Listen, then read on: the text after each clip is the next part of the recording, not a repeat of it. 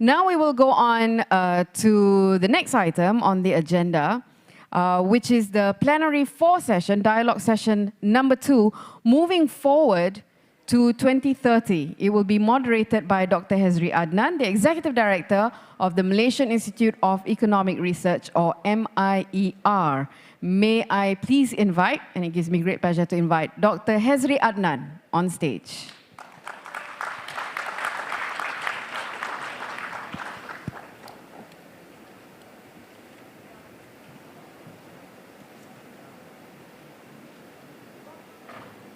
Thank you, Madam Chair. This is going to be a very challenging session. As you know, the after lunch session is always dubbed as the graveyard session. So, worry not, because I think we are going to be joined by a very interesting list of panelists. And also before that, in this Plenary 4, moving forward to 2030, we will first hear from the 6 moderators from the previous sessions from yesterday. And their task is to just share with us the gist from the respective sessions. So I'm not going to introduce one by one, because you've heard from them yesterday and also earlier today. And after that round of reflection, or synthesis rather, from the 6 groups, then we go into the panel discussion with our eminent panelists.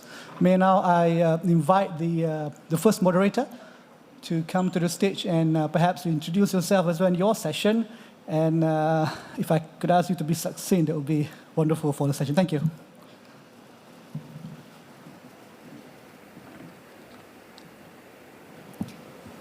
Thank you very much, Dr. Hezri. Hello, everyone. My name is Chitra Devi. I am the Senior Footprint Manager for WWF-Malaysia. And I moderated the session on science and innovation for parallel session 1A under the plenary session of protected areas and area-based conservation. And in my session, what we discussed about was effective protected and conservation areas management is underpinned by application of science and innovation to generate relevant data on conservation impact and baseline. We also realized that even a threat can become an opportunity with the application of science and innovation, resulting in conservation gains. And finally, policy is important in integrating innovation for management effectiveness of protected and conservation areas and to leverage on international recognition. Thank you. Thank you. That was really brief, so we will have a lot of time if everybody stick to this formula. And I'll invite the second presenter. Yes, Bruno, please.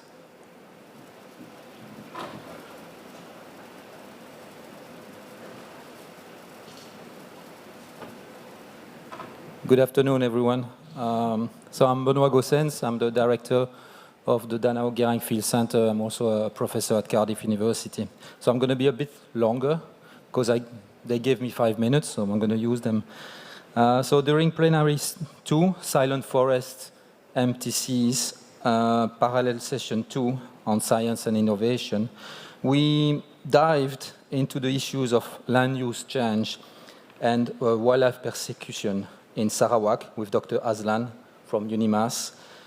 All of this was heavily supported by strong science. This was then followed by Mr. Augustin Tuga, as the director of the Sabah Wildlife Department, who gave an overview of how Sabah went through the process of increasing sentencing for wildlife crimes and how it can potentially prevent them to drive species such as pangolins, sun bears, and tambadao to extinction. We then had the honor to have one of our Sabah sessions core judge, Puan Elsie Primus, together with Sheila from WWF, who discussed the issue of giving fair and consistent penalties to offenders and provided us with some simple guidelines to help judges in this matter. Then we really went into innovation when Mr. Terence Lim from Stop Fish Bombing demonstrated that the use of technology can provide real-time detection and location where fish bombing activities can occur, and can also assist enforcement authorities when they're happy to move in their fight against illegal fishing. Finally, we heard from Dr. Yifin Wong from University Nottingham, Malaysia, who, with her organization, MEME, for Management and Ecology of Malaysian Elephants, has been reimagining the future of Asian elephants together with the oil palm industry and promoting coexistence with the elephant in West Malaysia. And something that someone here in Sabah, Dr. Nuzarfarina Hosman from Serat Tuatai and UMS, and others, other NGOs in Sabah have been pushing as well. So, to conclude, I'm a strong believer that science should be at the core of wildlife conservation, and that relevant data can have positive impact on species and ecosystem conservation. So the use of innovative technology can also help enforcement authorities and wildlife managers in their day-to-day activities trying to protect wildlife. Thank you very much. Thank you, Dr. Bernard Gossens, for that summary. Science and technology, of course, very central to the conservation effort. May I now invite the third moderator to come to the stage?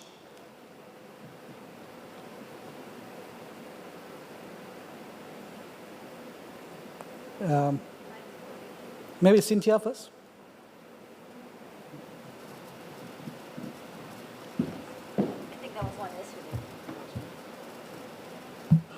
I'm not sure if it's my turn, but I was moderating the Science and Innovation Plenary 3A today. We had 5 speakers: Lavanya from WWF, Robert Ong from Sabah Forestry, Madeline from Sarawak Forestry, Effendi from, someone remind me, Malaysian Seas and Oceans, etc. And Daryl Weber from himself. So we talked about, Lavanya talked about the need to shift the measure of progress from GDP, or gross domestic product, to GEP, hadn't heard that before, gross ecological product, is that right? With SDGs as scaffolding, or the framework of SDGs. So reorienting development towards inclusivity, equity, and within the limits of Earth's boundaries. Then we heard from Robert Ong on potentials, pitfalls, complexities of forest restoration, giving examples throughout Sabah, including failures. He listed key issues, and I'm going to read them.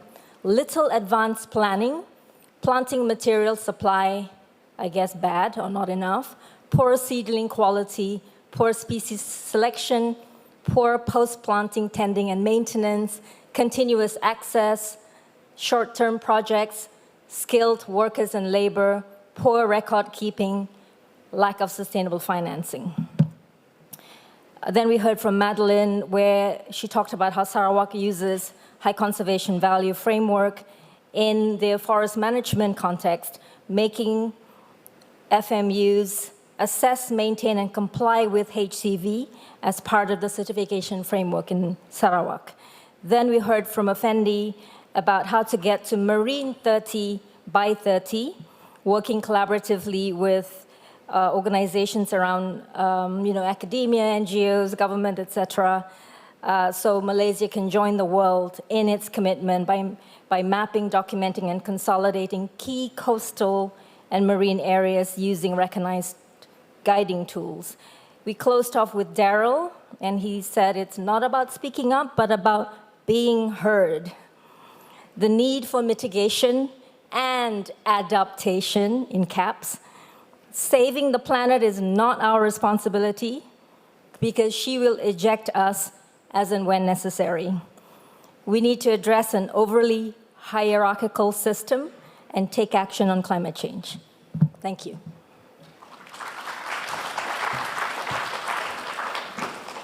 Thank you, Cynthia, for that synthesis, and sorry to put you on the spot because I couldn't find the other moderators.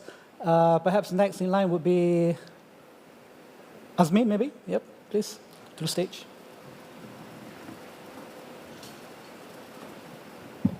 Thank you. I'll be summarizing some key points from 3 parallel sessions. Wow. The first parallel sessions was 1B on the inclusive conservations, led by Anissa. So I think most of the key points from these 3 parallel sessions with regards to inclusive conservations were more or less on partnerships. It emphasized more on partnerships.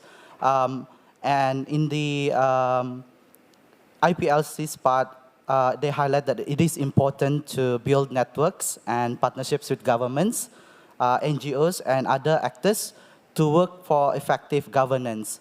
While community should play a leading role in conservations, this cannot be achieved without working together with other agencies and organizations that can bring in supports and resources. And the sessions that I moderated on socio-ecological challenges that community face and how they find solutions, I think it's also emphasized on partnerships. You know, there's a different sets of challenges that the community face, and by working together with different partners, of course, they can address this set of challenges. And to encourage more youth and women participations in doing community conservations or projects. And on the last parallel sessions, which was moderated by Ms. Jane from WWF, it's on sharing of stories on communities' efforts in climate change impacts and adaptations work in Malaysia. So there's 3 interesting key points here, but I think one that revolves around partnerships would be they are calling for governments to come up with a stronger policy specifically to streamline actions in addressing climate change challenges and to manage the relevant data. And then there's also should be a curricular or syllabus in school to instill the mindset of younger generations on climate change impact and adaptation works. For example, activities such as awareness and knowledge sharing program can be done for the youth and the younger generations at school. That's all. Thank you. Thank you, Saudara Amin. Does that mean that there'll be, oh, there's another one, and also Dr. Agnes Agama as well. Okay, can I invite you please to the stage?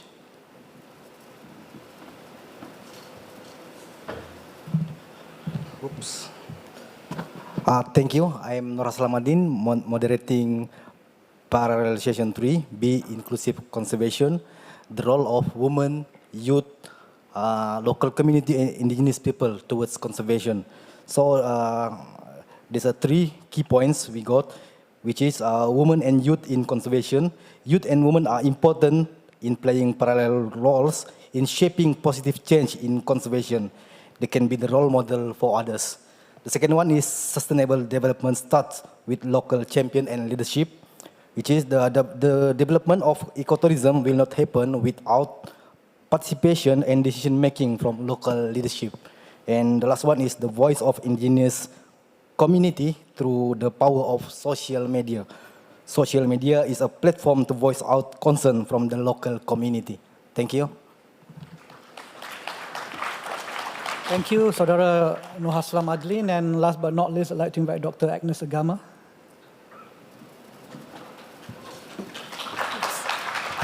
Thank you. I moderated a session this morning with Adrian Lasimbang, Colin Nicholas, and Cynthia Chin. We looked at the how. How do we get the future we want? And looked at it from the point of view of local communities and what does that mean when we as civil society actors wish to work inclusively with local people. Some key points. When we say inclusive conservation, internalize, operationalize, put the funding on the table, take the time to start early, talking to communities, stay on. Listen to needs, listen to local priorities, understand that conservation is not their #1 agenda, even though it is for us in WWF. It is our mission, but for communities, there are many other priorities that we need to work with them to balance. Conservation will be very much a priority as well, and that creates the opportunity where we can work together. We got into interesting territory about moving the dial on political will, investing in our leaders and building that capacity for environmental and climate concerns amongst our politicians. We also, we have these big ambitions for legal and institutional reform, but some really good points came out about looking at existing provisions where we can create new opportunities for collaboration within the existing framework that we have. And ultimately, the future that we want is in our hands. So I want to thank again the panelists and all of you and yourself, sir. Thank you. Thank you so much, Dr. Agnes Agama, for that brief summary. And I think we have enough food for thought. I mean, if not me, but the panelists that we're going to invite to the stage. Let me begin by inviting Emeritus Professor Tan Sri Zakri Abdul Hamid, who is currently the Chairman of National Biodiversity Roundtable. Please, Tan Sri. He has got a long CV. I need half a day just to read his CV, but so I won't do that. But and secondly is, if you could invite also Ms. Melissa Leong, who's the founder and program director of Malaysian Ocean Youth Ambassadors. Melissa, join us on the stage, please. And Mr. Girish from Procter & Gamble.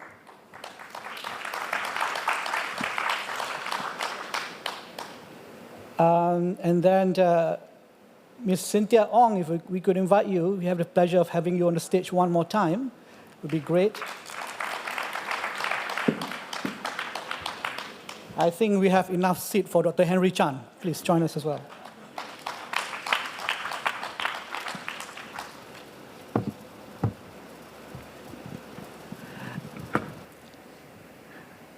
I started the session without greetings, everyone. So greetings of peace, greetings of solidarity. I'm Hezri Adnan. I'm the Executive Director of Malaysian Institute of Economic Research.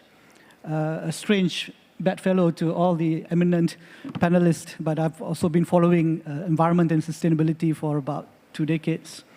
It's a pleasure having all the panelists on stage today. And the task is enormous in front of us. We have to look at our crystal ball and gaze at the future and see how things are going to look like in 2030.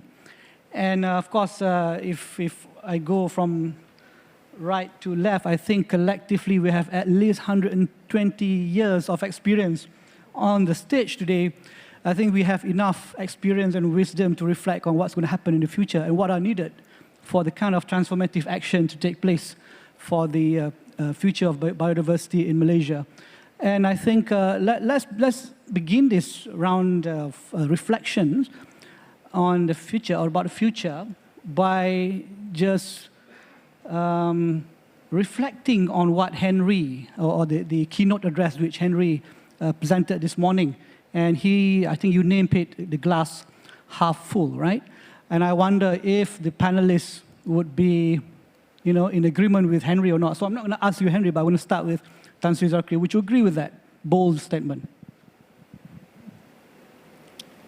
I would agree with that statement if Henry is not my friend. But since he's my old friend and a comrade in arms, I would go along with it. But ladies and gentlemen, I'm very happy to be here. Let me congratulate WWF for its feat for 50 years of existence in Malaysia.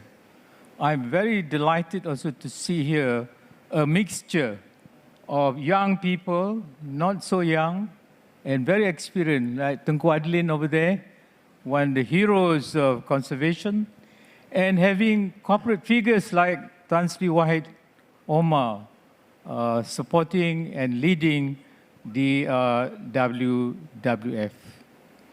Ladies and gentlemen, I came into the environment field by accident 30 years ago when I was reluctantly co-opted into negotiating one of the UN treaties in Nairobi. That's the Convention on biological diversity. It was very exciting for a young person like me at the Earth Summit to see lofty goals like conservation, that is the CBD, conservation of biodiversity, sustainable use, and access and benefit sharing. It's so inspiring, really. And in Rio, at the Earth Summit, if you recall, that's Agenda 21, the global blueprint that promised this, the better future that we want. But ladies and gentlemen, that's 30 years ago. We are still somewhere circling the gravy train. I say that because in terms of biodiversity, the international community set what is known as the Aichi biodiversity target to stop biodiversity loss by 2020. We never did. We never did. And in 2019, the Intergovernmental Panel on Biodiversity and Ecosystem Services, IPBES, that's the equivalent of the IPCC, declared 1 million species of plants and animals are under threat due to human activities. But that is where we are. And today, ladies and gentlemen, 2 months before the COP15 in Montreal, we're setting a target of the so-called Post-2020 Global Biodiversity Framework, in which one of the key elements there is to conserve 30% of terrestrial and marine areas by 2030. I'm going to dwell on 30 by 30 later if we have time. But I just want to tell you that the world just go on. We don't care. I think even global warming, climate change, we take note, but at the rate we are going, we're not going to achieve the 1.5 degrees Celsius, right?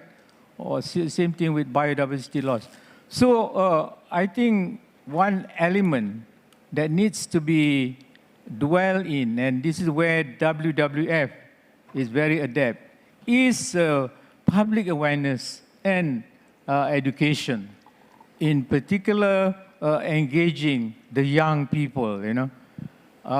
Someone this morning said we need to mainstream biodiversity. I heard that 10 years ago when Dr. Nagu was at the ministry, was a champion of biodiversity, but it never really happened, you know.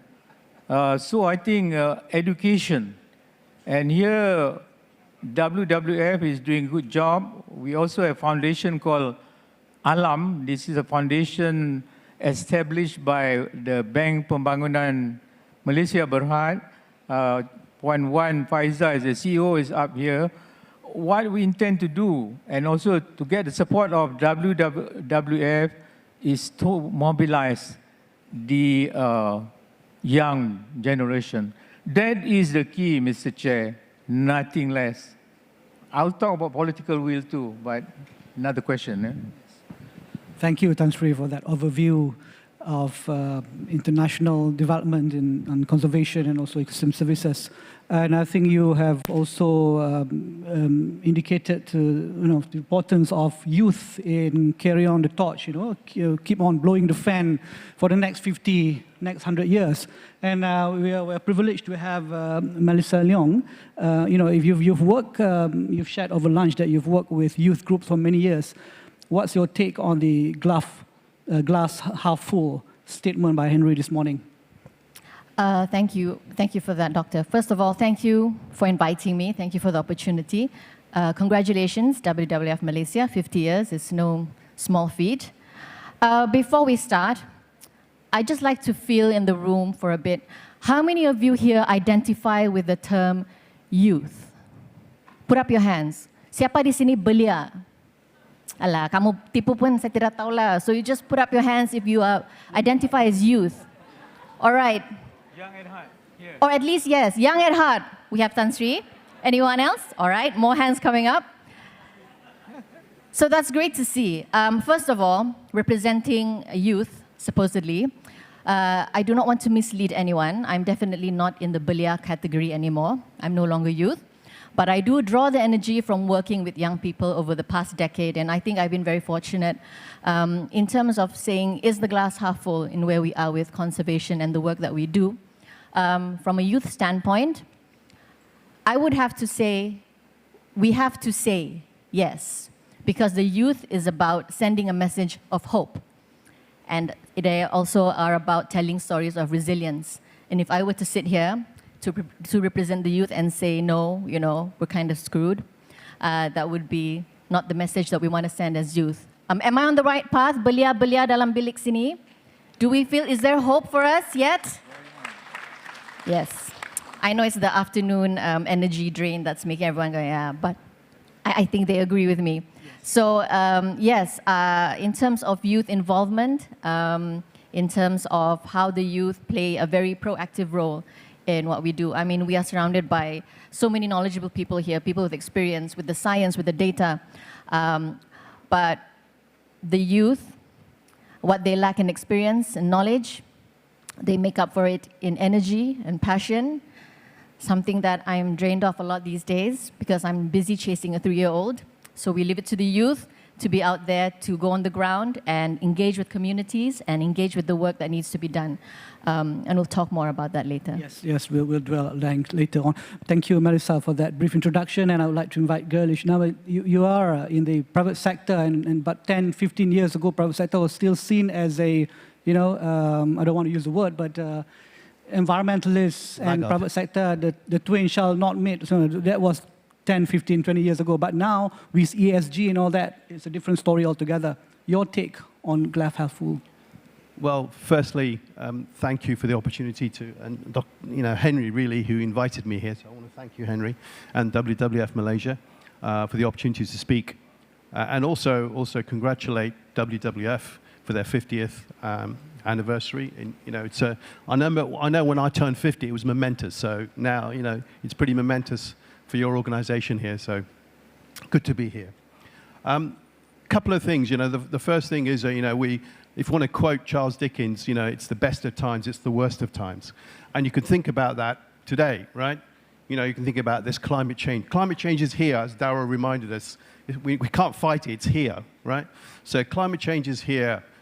You know, we're seeing poverty still, you know, on the world. But there is hope, right? And there's hope because I think there's public and there's private partnerships happening all the time. And you talk about 15 years ago, you know, the private organizations, corporations were nowhere. They weren't, you know, they weren't actually on the map. But now, you know, if I look at some data, and Darrell will like this, and you can attribute some of, you know, the improvements to him and his organization he used to lead, which is the RSPO. So a report last week from Mongabay, who is a very eminent publication in Indonesia. They're quoted, you know, they've got data which says that deforestation has come down 82%, right, since the high of 2012 all the way through to 2020, despite, you know, the increasing price of palm oil, which is, you know, obviously a cause of deforestation in the past. So, and they attributed that to the corporations having no deforestation policies and being transparent of their supply chains. So I see all of the, you know, the big corporations making those commitments and delivering on them. And we've seen deforestation come down. So that's, you know, for me, a very positive change. The second change really is all of the, I would say, big corporations are making commitments, zero, you know, net zero commitments by 2038, 2040. You know, I think most of them are in that sphere, in that time range. So I see, you know, big hope. And also, you know, there's also climate, on top of the climate pledge here for net zero, there's also a nature positive view, you know. So there are many corporations, including Procter, who are working with WWF. So we've got a big tiger project here in Malaysia. We've also got a big smallholder program, and we're also working with other corporations, to raise $1 billion over a 25-year period to protect roughly 500,000 hectares of forests. So, there's plenty of good news, plenty to be excited about. And, for me, I wish this has happened 20 years ago so I can see the fruitions in my career. I probably won't see all those things happening because I'm the autumn of my career. But, it's great to be here and to set things up for success. Thank you, Garish. Of course, there is no instant gratification when it comes to environment and sustainability. It takes time. And 50 years, of course, is a long time to most of us, but it's really a good feeling to be where we are today. I mean, at least from my point of view, particularly from the energy coming from the private sector in past couple of years. But I'm not sure whether that sentiment is shared by Cynthia, who's worked with communities all over, particularly in Sabah. Do you share that same sentiment that we are, there are some reasons to rejoice now when it comes to conservation? Or you beg to differ? Let me get to that. Firstly, I'd like to say thank you, WWF, for making me work for my dinner tonight. And as someone who's founded organizations and run organizations, really kudos for arriving at 50. I know it's a lot of hard work.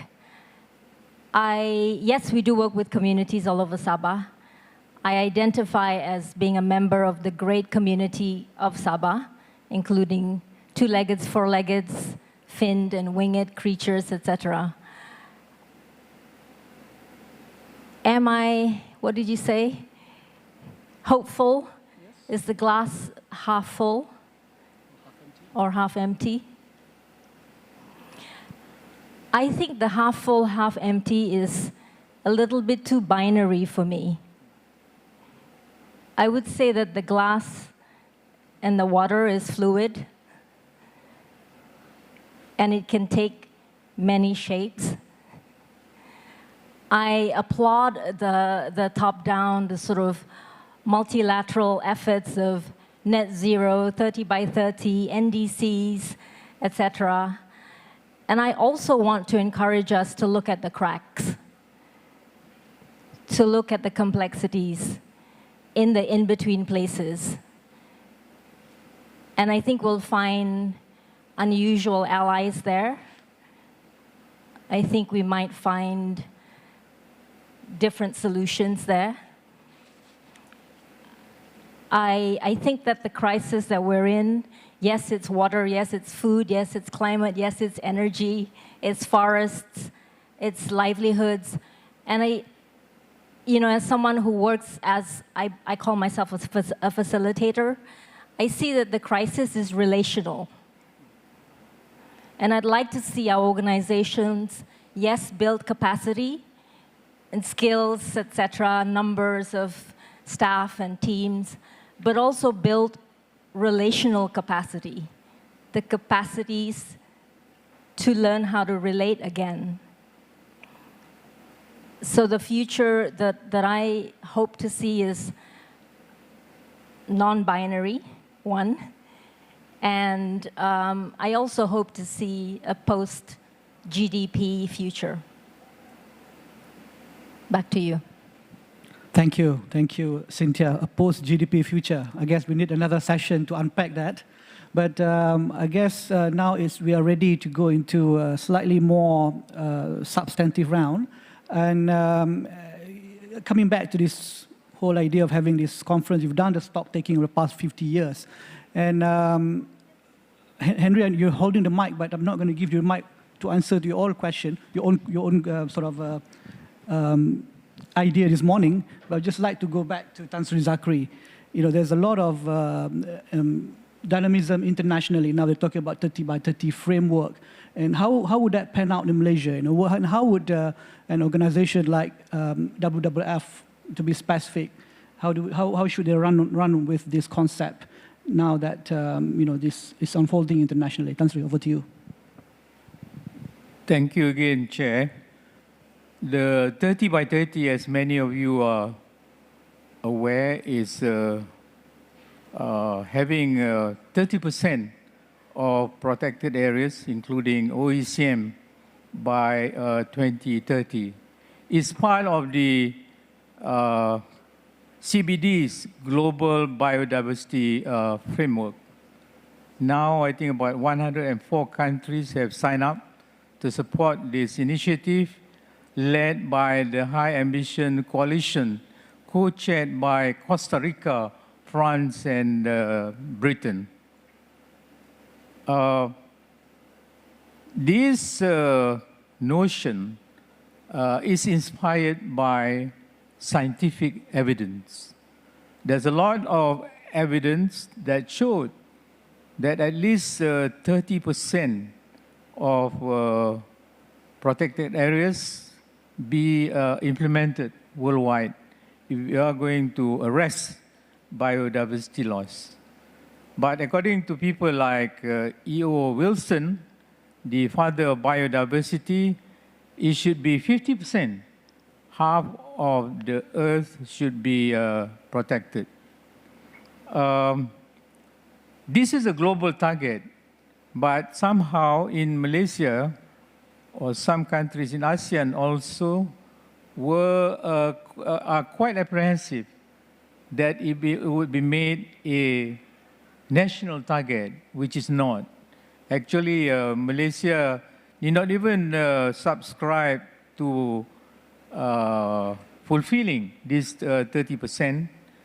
To me, it's almost aspirational, just like Vision 2020 or shared responsibility and all that. You aspire to be a developed nation by 2020. If you don't have, it's okay. The concern for Malaysia is they cannot fulfill that target. That's a view that was held for quite some time, but the latest data that we have, if you include not only the normal national parks, but the OECM, Malaysia would have reached 32% already of that target in the terrestrial sense, but in the ocean it would be about 23%. What I'm saying here is this is one element that I would encourage Malaysia to be part of. It's always great to be from the inside rather than from the outside, because post-COP15, there'll be a lot of work on the protected areas. If we are not part of those people in the tent, we would be left out. And recently, even the Philippines and Thailand have endorsed the 30 by 30 and wanting to join the High Ambition Coalition. But just to conclude, I think all this is set in science. And the value of protected areas need not be underrated here. There's so much being pointed out towards biodiversity and ecosystem services. So I suppose that's where we are at right now. Thank you, Tan Sri Zakri. Henry, I mean, you've shared some statistics in the morning from WWF own studies and also some studies done by other people that things are looking quite good. How close are we to becoming part of the global fraternity in addressing global biodiversity loss? Just your personal take first before we ask you to answer institutionally. Yeah, thank you, Hezri, old friend of mine. First of all, I want to thank all the panelists here. For those of you who organize events like this, you know how difficult it is, right, to get people to be on stage, and they're all very prominent, very busy, but they spend time with us. So, when the 50% forest cover, right, the 48%, I mentioned our colleague Jason this morning. When I think Tan Sri Wahid, when he first joined us, and Sophia as well, they were going to Nairobi for the WWF annual event. We were throwing out numbers, and Tan Sri said, look, we needed solid numbers. So Jason and the team went round and round, getting all information from various sources. It took them 2 years to get all the information. And when they first showed the number 48%, I was like, I couldn't believe it. I mean, nobody believes that number. You ask government, they wouldn't believe it. But here you are, they did the analysis. So how close are we to other countries? I think most countries, if you do Google, I think Malaysia ranks probably top 15. I mean, you don't compare to countries like Japan or Sweden, right? They do have a lot of forests. But I think Malaysia ranks very high up. And we did another study in 2015, the Heart of Borneo community among us in Malaysia and Indonesia. We did a forest cover map. And here I must admit, we have been political here. David Attenborough and WWF with Silverback and Netflix did Our Planet series in about 2017, 2018. And please go and look at it, very, very emotional, that series. And they show a Borneo map showing the forest is decline, about 20%. And of course, they use methodology of logging operations, using logging roads, 1 time, 2 times. And we all know that the more times you do logging, the worse it becomes. And we were very, very concerned because in our study, we found that Borneo has got 55%. And when we were doing an area analysis, even the Ramakot Forest Reserves, which is FSC certified, was deforested.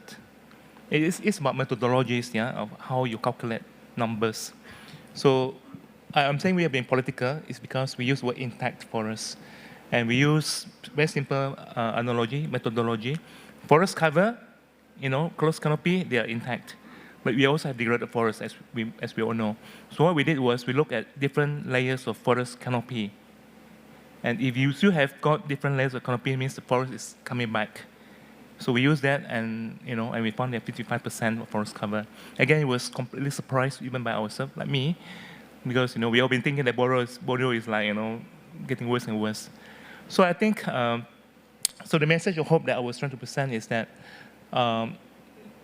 we are not getting bad, although we are pretty depressed. Most of us working with governments, our generation would say we should have done this 30 years ago. But we have moved on. We have to be positive, and I think all the initiatives we have, with all the partnership that we have with governments, private sectors coming in, it will just mobilize. But I just want to point one thing before I pass on the mic. I'm just rambling now. Sultan Nazrin, our patron, once advised us, you are not government, okay? You are a non-governmental organization. Don't tell government what to do, because government has 1,000 priorities. Help government to prioritize things. And that has always reminded me, and my colleague in the Bureau would know that government priority becomes a priority when there's public importance. And we need to build public importance that certain issues are important. Then government would have no choice but to put a priority in those areas. So, so we need to work with communities because they are the constituents, they are affected. If they get arrested, they are the ones who will suffer. And someone has stood up.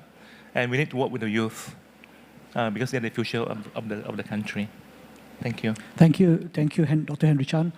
Melissa, in recent years, we see more representative from the youth group participating in environment and sustainability and nature conservation, but not to the level that will mobilize social change to a different sort of level, to sort of grow our environmental movement to another stage, if you like. So what are the ingredients? How do you get these youth groups, have we been approaching this in the right way? Are we just giving them a seat on the table and that's about it?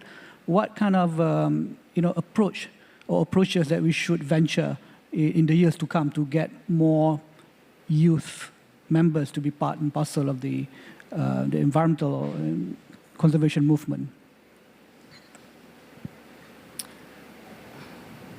Let me think. I know it's heavy for this time of the day. Thank you for the question.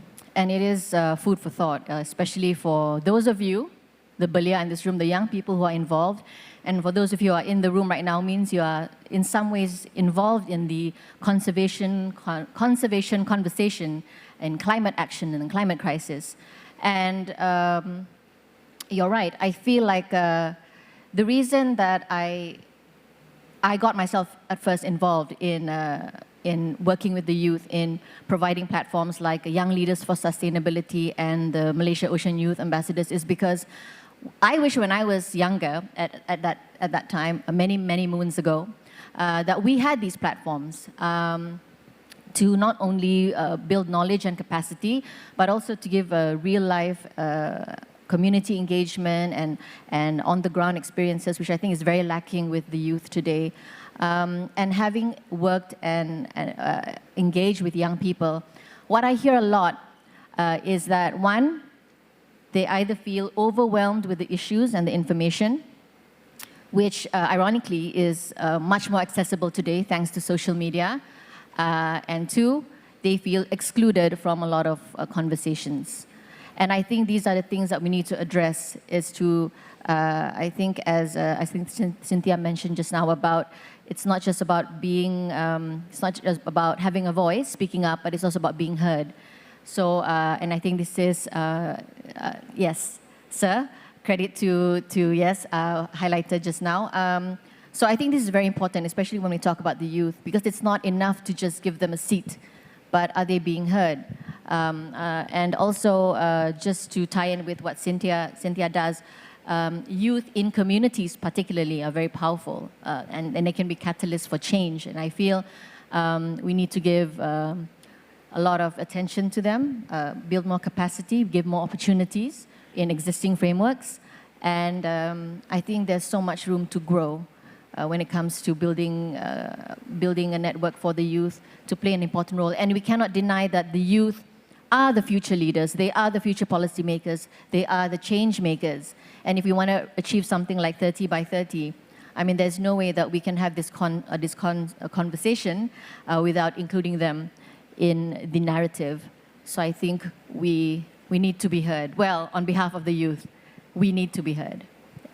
Everybody needs to be heard, and how do you do that? I guess that's an invitation to Cynthia. I mean, you've worked on relations. You mentioned the cracks, you know, earlier on, but you didn't expound on that. If you could say a bit more, and how do we build this partnership? You know, what are the low-hanging fruits that we should grab, you know, to get this, to build a stronger movement towards a better, or more sustainable future?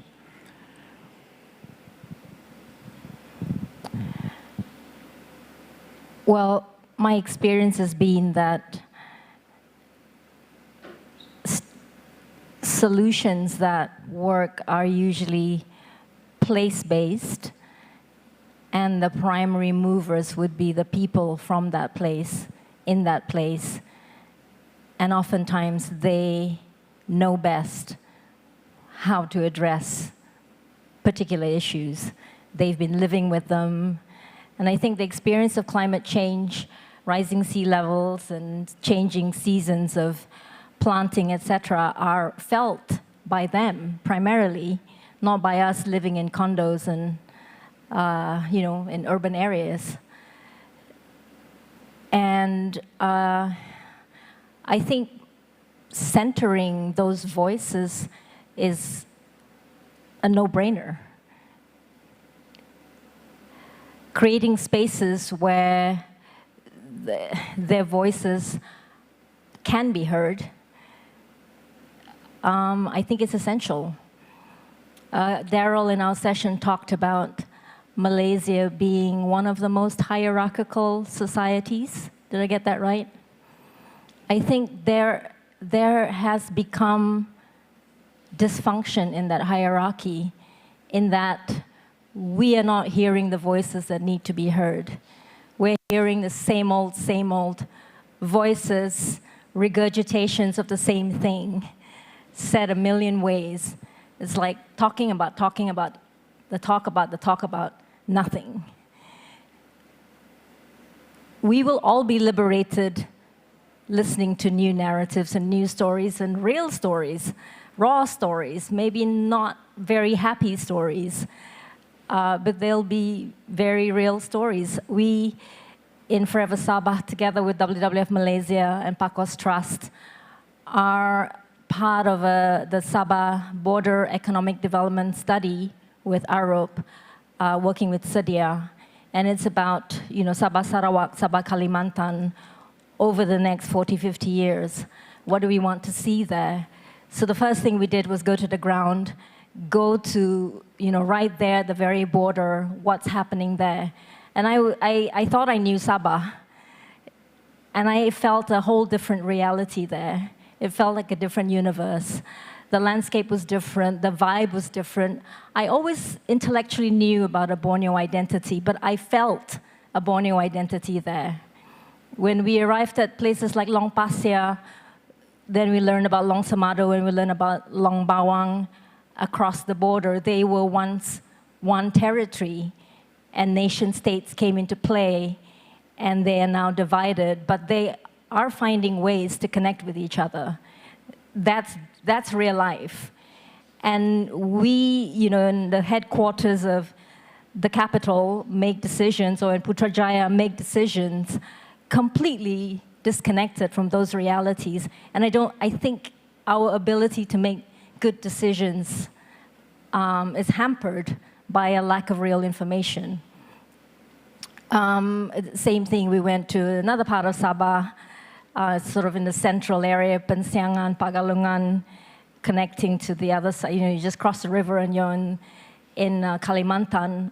Again, another universe, and so stunningly beautiful. I've been to Danang, been to Maleo, been to Imbak, but go to the highlands of Borneo, and mind blown forever. So much places that we have to, protect. And they know what they want. They have very clear ideas of the livelihoods that are meaningful to them, and how we could make that possible. So that, going back to cracks and complexities, and the in-between places, the liminal places where life does thrive, just not in the way that we know. Thank you, Cynthia, for that sharing. There's also an invitation for WWF to organize its next meeting in somewhere like Long Pasir or Barrio, where you can enjoy good, yummy rice. Quick one, yes, please. So we had our 40th anniversary celebrated by the community in Baklalan. Okay, that's very welcoming to know. I think we should congratulate WWF for that. Yoris, this whole narrative about conservation always has its reference to the hinterland, somewhere very far, like somewhere far from cities where economic dynamism thrive, where companies are. And yet now with ESG in particular, you've got the urban folks getting more and more interested. The business triangle, business centers in the capitals, getting more excited about environmental protection, nature protection. How do you connect the dots, really? You have people working on the ground, and Cynthia is saying that, solutions should be place-based. And I would also add that, education would also have to be problem-based as well. But I don't know, how do we connect, the energy in the private sector with this 50-year effort by WWF and its like-minded groups? Very good question. Hi, I think, the battery's gone. Yeah. Thank you. It's a good question, and it's a challenge, right? But one of the things that I think the private industry has is connection to people. So if you take Procter, for example, we touch 6 billion people a year, right? So I think it's our responsibility to use that leverage to create, the messages which says that, we need to change, and we need to conserve, we need to protect, and we need to be, we need to drive equality. So I think, all of the brands, I'm just not talking about P&G brands, but I think if you look at the brands that are out there that are big, most of them are trying to create a message of, equality or of conservation or protection, and, about the things that we're responsible for, or responsible sourcing or responsible consumption. So I think that's the biggest tool that we have in our armory, is to use the leverage of our consumers, because they are demanding, and they will vote with their feet. If they don't like what we're saying, if they don't like what we're doing, they'll, go to the next aisle and buy somebody else's store, which for us is a disaster, right? So I think the connecting with the consumer, I think, is the number one vehicle to drive or to connect with the outside world. Now, the challenge that we have is, how do we connect with communities? Because, communities probably don't buy our products. So that's where we use, we leverage, the likes of WWF and other organizations, CSOs that we work with, to help us make that connection. So I think, we use a variety of vehicles, but the consumer is king, and it's how we drive the message.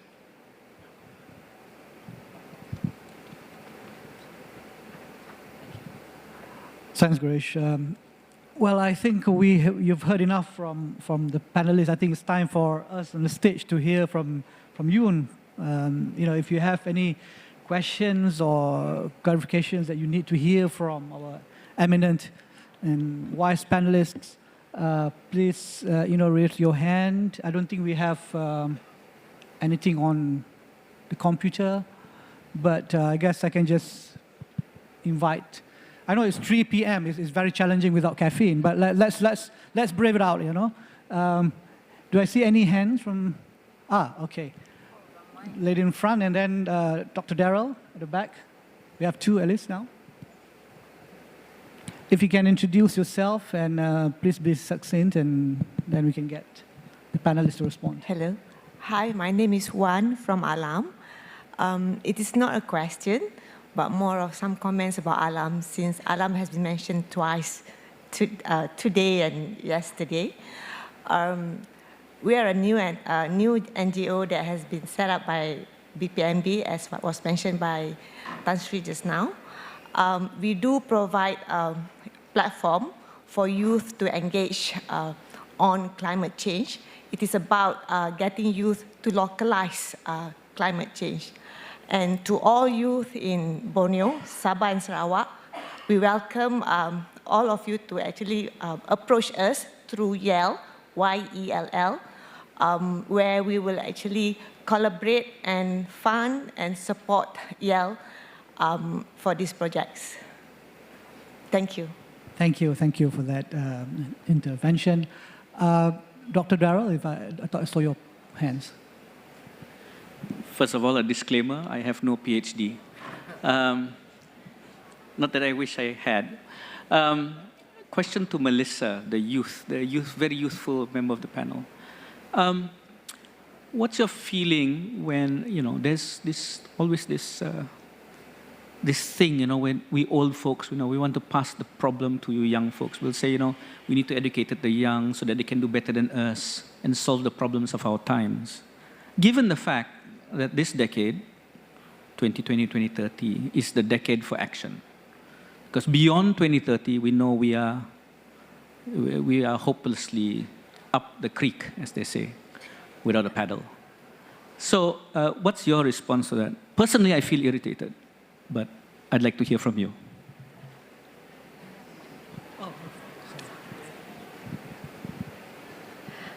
Thank you for that question.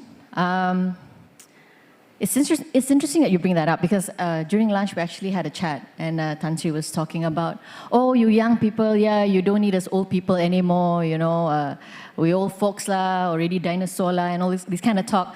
But the truth is, right, what my feeling is, and even when I work with youth, is that there is no one generation over the other. It is a collaborative effort, and it always will be, because the youth will always need the experience and the knowledge and the expertise of the older generations. But then the older generations will need the physical will, so to speak, the passion of the young people. And also, what I love about working with young people is their ability to think way outside of the box. And they see things in ways that I would never have imagined and I would never have thought would be possible. And I think if we could all set our differences aside and be open to new ways and the old ways, I think this is the way forward in climate action. And I think one cannot do without the other. And it's just, time for us to remove these barriers and these restrictions we put upon our age and our generations. I think that's the way forward. Well, that's my opinion. You can speak to the other youth in the room. Just to clarify, so the point I was making is, sometimes we old folk choose the easy way out. Instead of taking action, we'll pass the buck to you. But with the knowledge that this decade is a decade for action, so some youth feel that you're handing to me a basket case. After 2030, what's the use of handing your problems to me when we can't really solve the problem anymore? So I'd like your reaction to that. I think, first of all, the whole notion that what's the point that you hand over the problems to me now that I can't fix it?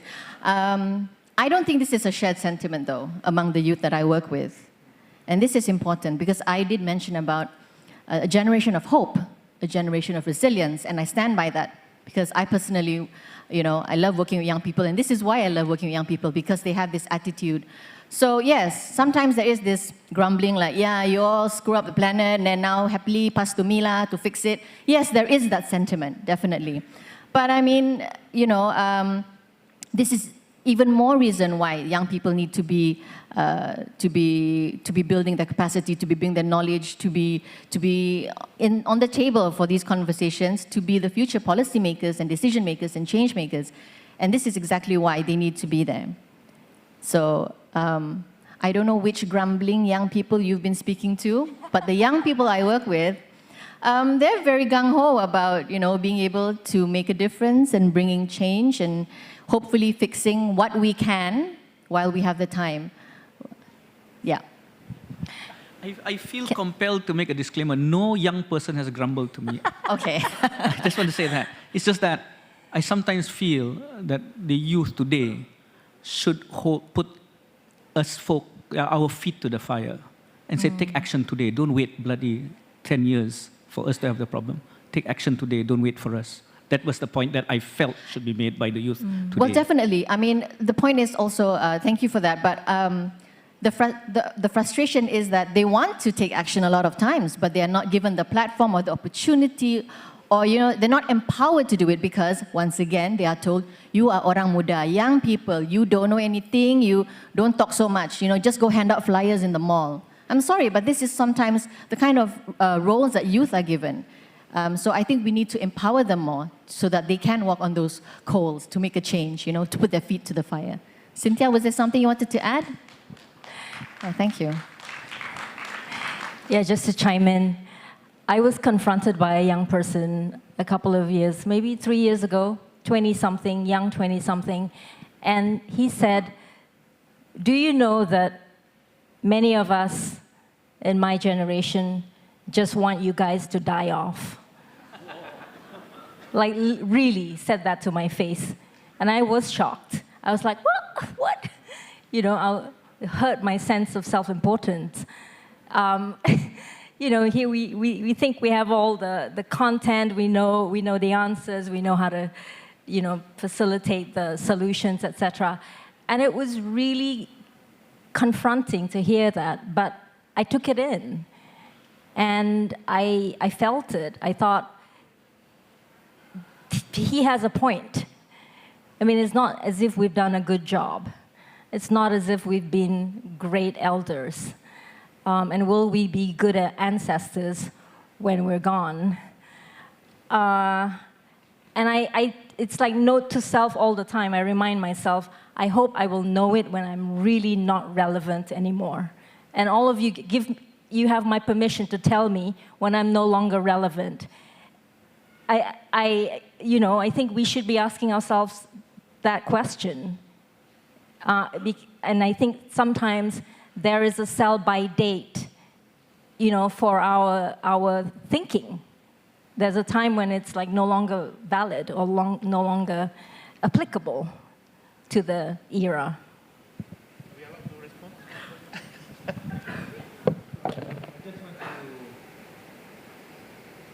To join the discussion on the role of youth. From my own experience, traveling quite widely through many countries, there's no question about the sympathy, interest, and support that the young generation has on sustainability, in particular the environment and its socio-economic ramification. One case in point, as you can see, like Gertrude Sternberg, she's a mover, you know. We only wish there would be more of that in our part of the world. So that's up to Alam and all to do this one. But Chair, while I still have the floor, I want to touch on another aspect of empowerment or democracy. And that is how that we could reach out beyond this hall. See, this is a captured audience. We are also elitists. We speak the English language, when the majority of the countries would speak Bahasa and whatnot. And then this morning, Tan Sri Wahid, you mentioned about education. And then this is when quite a number of our friends were quite exasperated on how to reach the IPLC group, Indigenous People and Local Communities. I got to thinking, Tan Sri, I think the key is education. Of course, Harry would contend, you try to bring the Orang Asli out, put them in those nice houses, they would run away. They're not used to it. But I think we should try, because for many of us, it took one generation to change our life. Education is a great equalizer, as I said. I'm just wondering, in that context, one day, if this Orang Asli are better educated, they should be doing the bidding, not for us to come and tell them what to do. It should be from the inside. I hope one day we can reach that point, Henry, yeah, so that all of us would enjoy the sun in this country. Henry? I would like to respond to what education is all about. Yeah. After I completed my master's degree, Henry, can you bring the mic closer to you? Yeah, okay. Now, after my master's degree, I want to beg to differ about education. And I want to claim that I did this, you know, a lot of statistics have been referred to that. After my master's degree, I worked with my professor on the regional Indigenous minority project. I went through all the statistics about the Orang Asli's education. And, you know, of every 100 Orang Asli kids that went to primary 1, I think maybe not more than 10 went to primary 6. Those who went on to secondary schools, not more than 5 who passed SRP. And I think not even 1 passed SPM. This is like 1989. But of course today, you know, 30 years later, you have now Orang Asli children who are in the universities. But it's taken us 20 years for them to flunk the examination. And we were doing research work, you know, Orang Asli said, why are your kids not going to school? Then the father said, apa guna pergi sekolah? Balai kampung, dia tak lulus itu SRP, keng bagi tatap hari. No, not functioning in the community. So, not interested in education. I was doing my PhD with the Punan. Not a single kid went to school, and I got to teach them ABC. So, whose education are we talking about, right? It's also one question. Thank you, Henry, for that sorry, we have about 6 minutes left. We have 6 minutes left there. I thought I saw someone say 8 minutes, but okay, we go by 6 minutes. But just because we have only 6 minutes left, can I just see another hand, perhaps from that segment of the... Okay, there's one here. Okay, maybe the last one, please. Do you have the microphone with you? Or someone can bring to you? Hi, Assalamualaikum and very good afternoon.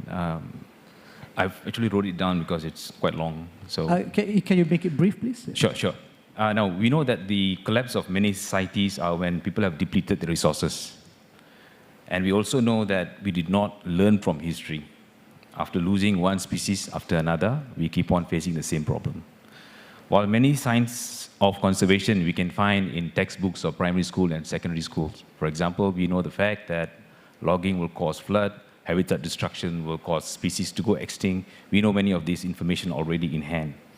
But many instances, decisions are made on quick economic gains, despite the fact we have enough information to make informed decisions. As such, what should we doing differently in order to get a revolutionary conservation output for biodiversity? Thank you for that excellent question. I think we can use this as a way to sort of invite closing statements by all the panelists. There's a lot of new concepts being thrown around: low carbon economy, green economy, circular economy, and this offers new ways of perhaps a more balanced or more inclusive coexistence between human and nature. So, Tan Sri, Melissa, Girish, Cynthia, and Henry, if you can just sum up in 1 minute and no more, what is the potential for moving towards that direction that we are in at this stage in history now? Thank you. Thank you. 30 seconds. Make your message simple, okay? Cut out all those complexity so that people would understand and take action immediately. Keep your message simple. That's my advice. Okay, short and sweet. What we always tell the youth, and I think it's applicable to everyone in so many contexts, do what you can with what you have where you are. And I think if we stick by this, there's no step too small that we all can contribute towards climate action and sustainability. I think for me, the only message for the corporations is, don't make this a CSR effort. It's not a CSR effort. It's, it's our daily bread and butter. So, it's part of our business. I think I'd like to invite everyone into the cracks and into complexities on the basis that really complexity is today, in today's world, as simple as it gets. Take the advantage of national calamity, floods, forest fires, to act upon things.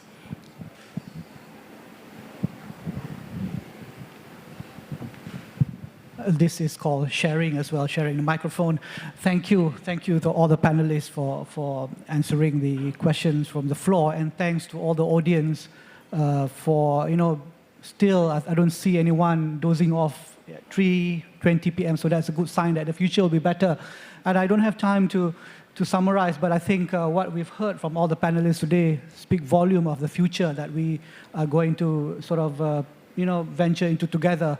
It is more hopeful. Of course, there's a lot of cracks, but I think together is how and, why we should be working and having more of this conversation, but not necessarily just at this elite platform, but also on the ground, where we can learn and perhaps unlearn along the way as well some of the notions that we had for many years but seem to be misguided. So I would like to invite everyone present in this room to give a big hand to all our panelists. Thank you.